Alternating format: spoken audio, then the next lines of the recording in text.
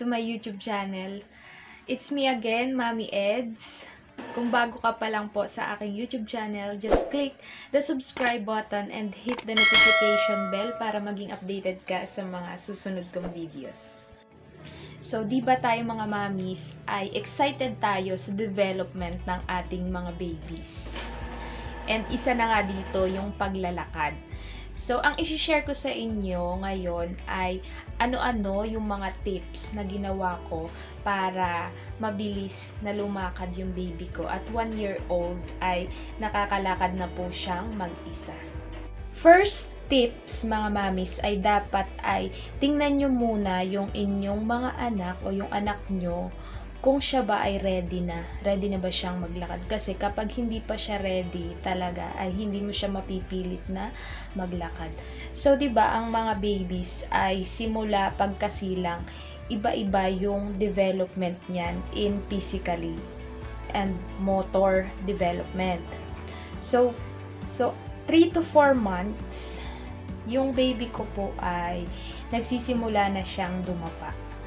And nakikita namin dun sa mga pagdapa niya at pag-isod-isod sa higaan ay delikado na malaglag siya sa higaan. So, ang ginawa po namin ay tinanggal namin yung aming higaan and inilagay na lang namin sa floor yung aming kutsyon na higaan. So, doon na lang kami natutulog para in case na maiwan si baby doon sa higaan, kahit wala kami doon sa kwarto, kahit nasa labas kami, hindi kami mag-aalala na siya ay mahulog doon sa higaan. So, ganun po yung ginawa namin. And makakagalaw siya na mag-isa kahit hindi kami nakatingin. No? Nung 5 to 6 months na siya, ay yun, nakita namin, nakakadapa na nga siya nang kaya na niyang dumapang mag-isa and nakakagapang na siya.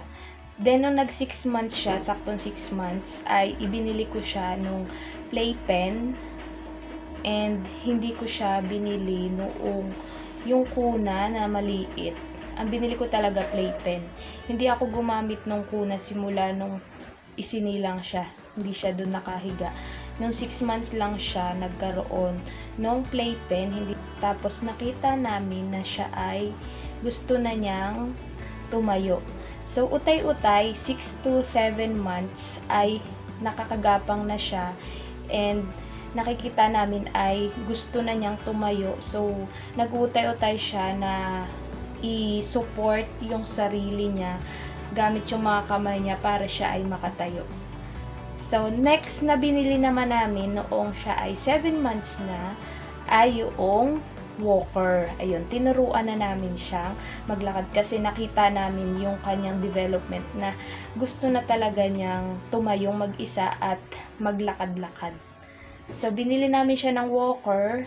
Ginamit niya yon hanggang siya ay maka 9 months yung kanyang walker. And then, nung po siya ay mahigit ng 9 months, tinanggal na namin yung walker kasi hindi na siya maganda sa kanya kasi kaya na niyang buhatin yung walker and pag siya ay tumatakbo habang nandun siya sa walker ay delikado din na siya ay madapa o madala siya ng walker. So, tinanggal na din namin yung walker nung siya ay 10 months na. So, hanggang 10 months kasama pa rin niya yung playpen. So, dun namin siya nakikita na nagbabaybay siya dun sa gilid ng playpen. Naglalakad-lakad siya. And then, nung siya ay mag-11 months na, tinanggal na din namin yung playpen. Kasi nga, kaya na niyang ugain yung playpen. Natatakot kami kasi yung playpen, meron yung mga parang joints na nagdudugsong dun sa mga stainless na tubo. So, natatakot kami, kagaganon niya, baka matanggal. So, mapatinanggal na din namin yung playpen. Ang ginawa po namin ay pinabayaan namin siya na maggala dun sa aming bahay, sa buong bahay. So, ganito lang po ang tips na gagawin nyo para maging ligtas yung baby nyo. So, tanggalin nyo lahat ng kanyang pwedeng isubo and pakialaman sa gamit niyo. So, tinanggal namin yung mga gamit namin, itinaas po namin dun sa hindi niya kayang abutin. And, yun. Nagpapauli-uli lang siya dun sa bahay namin, nagagawa. So, nung po siya ay 11 months na, ay nakita namin na utay-utay na siyang tumatayo sa sarili niya. Then, pinapanood lang namin siya kasi baka matumba o kaya ay mapasama yung ano niya. So, binabantayan lang namin siya habang pinapractice niya yung sarili niya na tumayo. And then, makailang linggo ay nakita namin na kaya na niyang suportahan yung sarili niya sa pagtayo. And utay-utay na rin siyang humahakbang. At nun nga siya ay nag 1 year old ay nakakatayo na siyang mag-isa at nakakahakbang na rin pong mag-isa.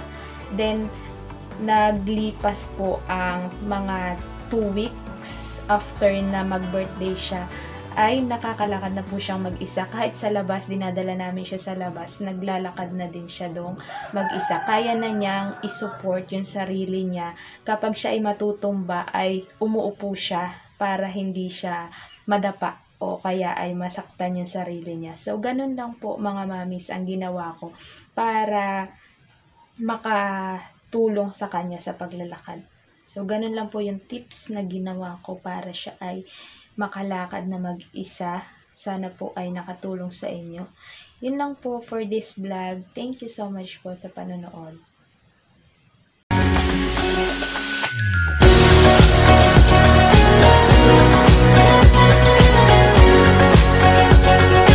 Sub-sub siya. Okay?